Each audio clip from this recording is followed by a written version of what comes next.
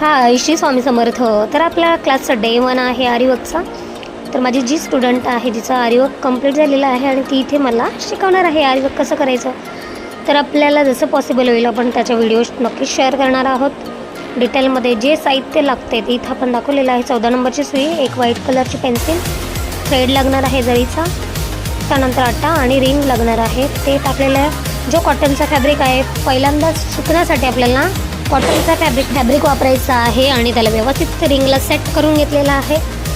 त्यानंतर आता जी line draw केलेली आहे त्याच्यावर आपल्याला स्टिच लाईन कशी मारायची आहे ती चेन स्टिच जी आहे ती आता आपण इथे पाहणार आहोत.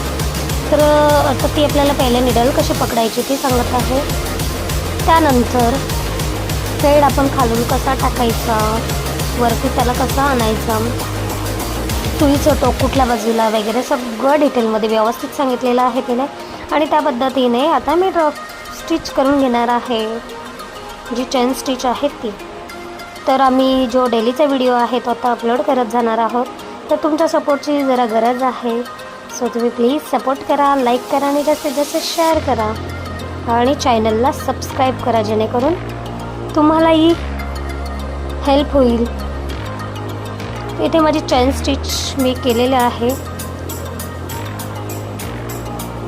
जी चेन स्टिच आहे तिला प्रॅक्टिसची गरज असते खूप आणि मग आपण त्यावर आता खूप सारी प्रॅक्टिस करणार आहोत. तर व्हिडिओ आहे तो पूर्ण डिटेलमध्ये जर पाहिलं तर तुम्हाला समजेल चेन स्टिच कशी असते.